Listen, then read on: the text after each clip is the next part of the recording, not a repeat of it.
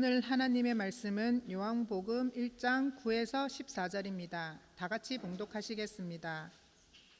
참 빛 곧 세상에 와서 각 사람에게 비추는 빛이 있었나니 그가 세상에 계셨으며 세상은 그로 말미암아 지은 바 되었으되 세상이 그를 알지 못하였고 자기 땅에 오매 자기 백성이 영접하지 아니하였으나 영접하는 자 곧 그 이름을 믿는 자들에게는 하나님에게 자녀가 되는 권세를 주셨으니 이는 혈통으로나 육정으로나 사람의 뜻으로 나지 아니하고 오직 하나님께로부터 난 자들이니라. 말씀이 육신이 되어 우리 가운데 거하심에 우리가 그의 영광을 보니 아버지의 독생자의 영광이요 은혜와 진리가 충만하더라. 아멘.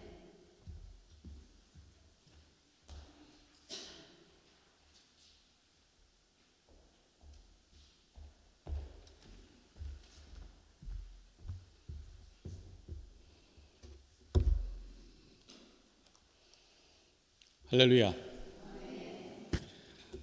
우리 서로 인사 나누고 말씀 듣도록 하겠습니다. 오직 예수 줄여서 오예. 서로 인사하시죠. 오예. 오예. 오직 예수님밖에 없습니다. 나를 구원하실 분은 오직 예수 그리스도 한 분밖에 없는 줄로 믿습니다.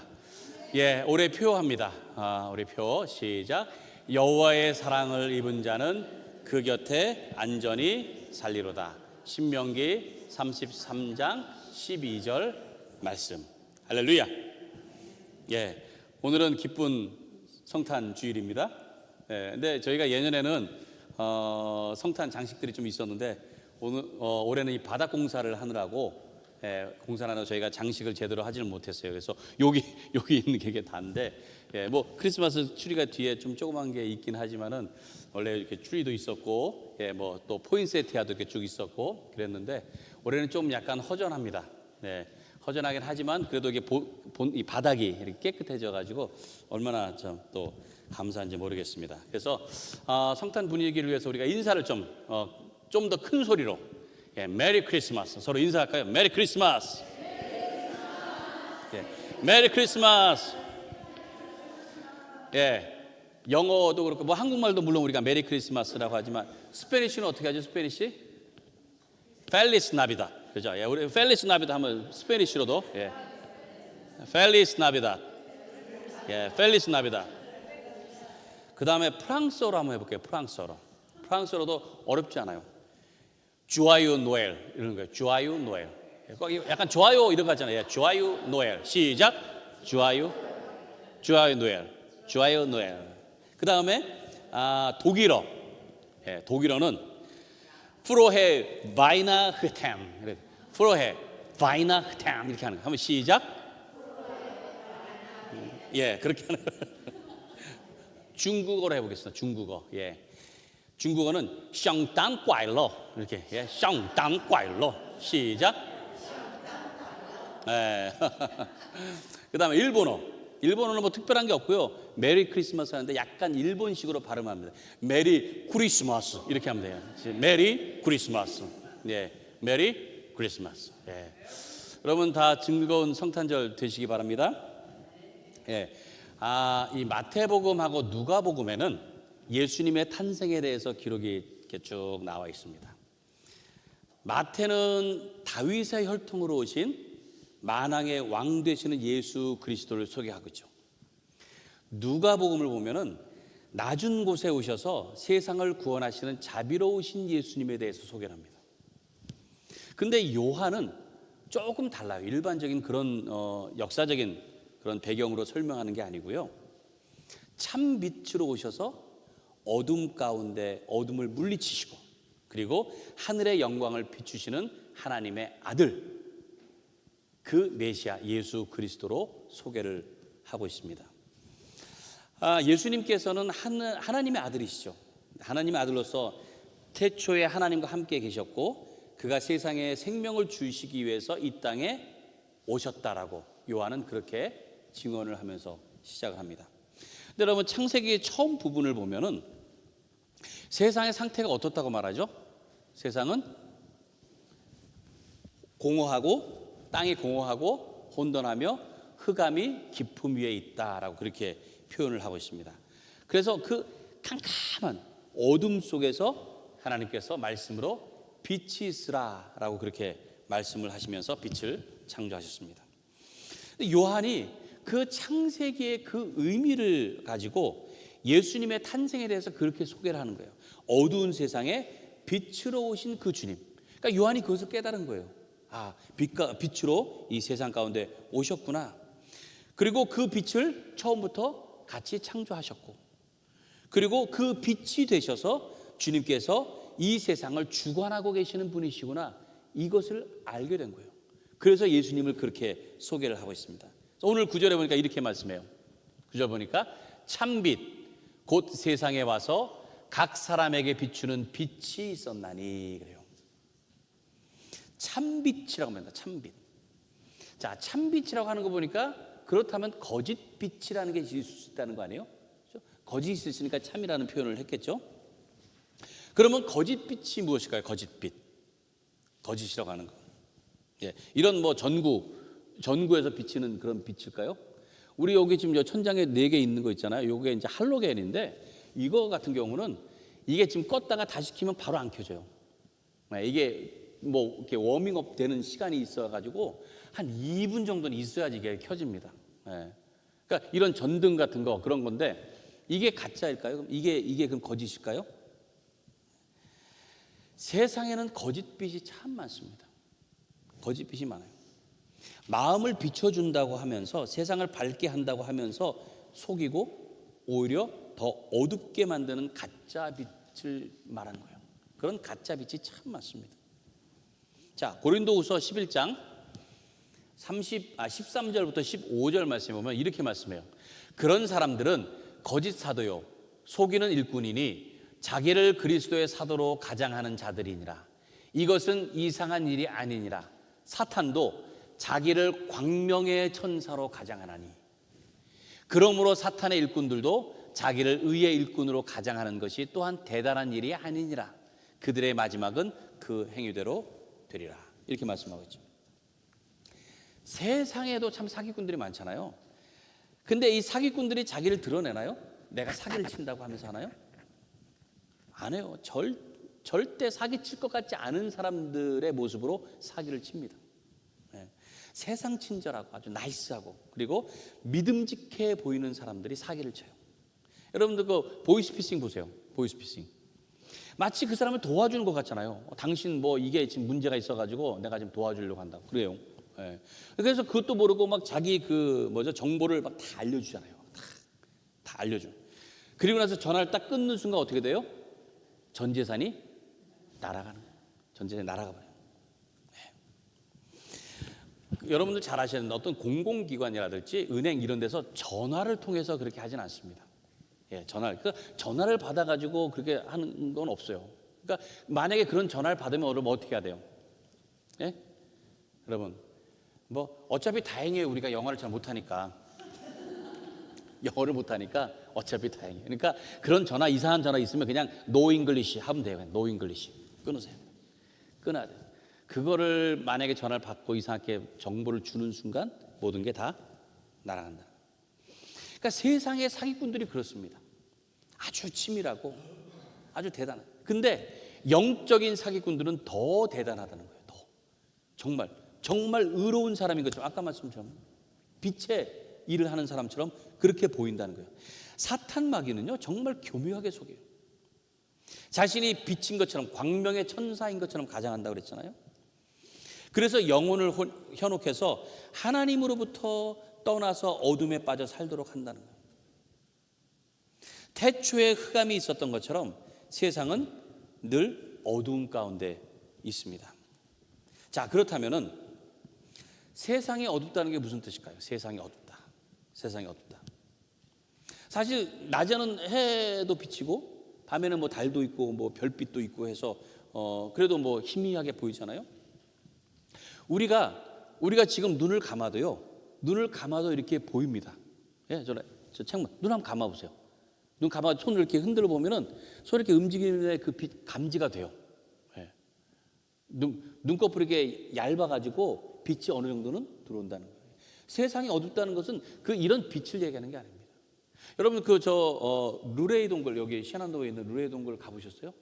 거기 가면은 굉장히 어둡잖아요. 그 동굴 안쪽이니까. 그래서 이렇게 그 전등이 다 이제 켜져 있습니다. 이렇게 켜져 있는데 가이드하는 사람이 이제 중간쯤 가가지고는요, 일부러 체험하게 하려고 그 스위치를 내려요. 야, 그러면 진짜 깜깜해요. 하나도 안 보여. 예, 앞에서 뭘 해도 전혀 안 보여. 좀 약간 두렵잖아요. 약간 괜히. 근데 그래도 옆에 사람이 또 있고 하니까, 그리고 또 금방 키니까 사실은 그렇게 무섭고 그렇지는 않습니다. 아주 깜깜해도. 그러니까 세상이 깜깜하다는 건 바로 그런 걸 얘기하는 게 아닙니다. 이 세상이 어둡다라고 하는 건 그 깜깜한 정도가 아니고요, 정말 아무것도 보이지 않는 흑암인데, 이거는 완전한 두려움과 절망을 의미하는 거예요. 완전한 두려움 거죠. 영원히 구원받을 희망이 전혀 안 보이고 마음을 그 공포와 두려움 가운데 있게 만드는 그런 흑암이라는 거예요. 아무도 살 수 없는 죽음과 멸망의 세상입니다. 그런 어둠의 세상에서 빛을 비추기 위해 주님께서 이 땅에 오셨다는 거예요. 하나님께서 이미 창조하신 그 빛으로 이 땅에 오셨습니다. 높은 하늘에서 낮은 세상에 오신 거예요.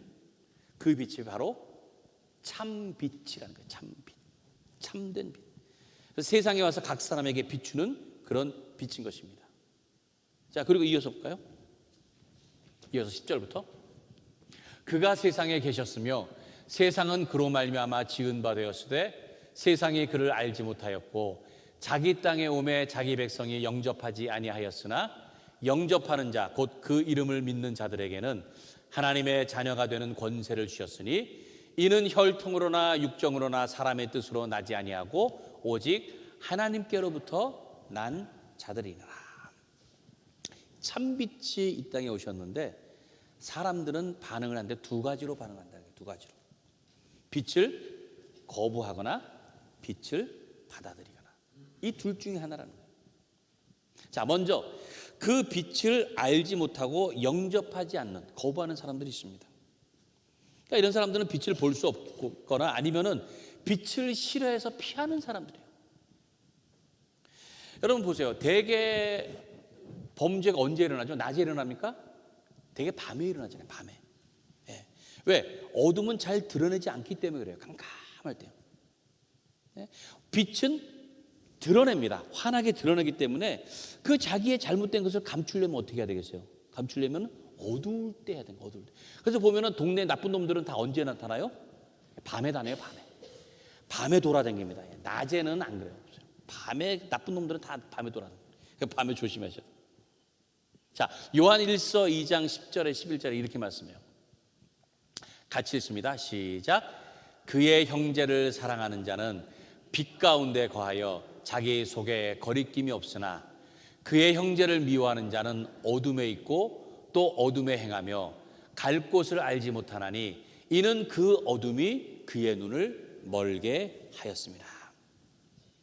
마음도 영혼도 빛을 싫어해서 어둠 가운데 있으니까 빛이 들어올 수가 없어요. 그리고 그 눈을 멀게 해서 빛을 보지 못하는 것입니다. 자, 그렇다면은 눈을 멀게 해서 보지 못하니까 앞을 그럼 보지 못합니까? 앞을 보지 못해서 살 수가 없을까요? 그렇지 않아요. 여러분 보세요. 박쥐를 보세요. 박쥐가 어두운 동굴에서 생활하잖아요. 어두운 동굴에서. 그 깜깜한 동굴이 깜깜해요. 안 보여. 그래서 이 박쥐들은 시력이 퇴화가 됐답니다. 그래서 잘 안 보인대요. 그래서 그런데도 그 동굴을 잘 날아요. 그리고 밤에도 잘 날아다녀요. 시력으로 보는 게 아니고 뭘로 보느냐면 초음파가 요 코에서 나온대요. 초음파가 칙 나와가지고 그게 딱 부딪히고 돌아오는 그걸 계산해가지고 그 모양 또는 거리, 크기 이런 것들을 그걸로 안다는 거예요. 초음파로. 그러니까 대단한 거죠. 그렇게 해가지고 그 밤에도 그 캄캄한 동굴도 마음대로 마치 보면서 날아다니는 것처럼 그렇게 날아다니는 거예요.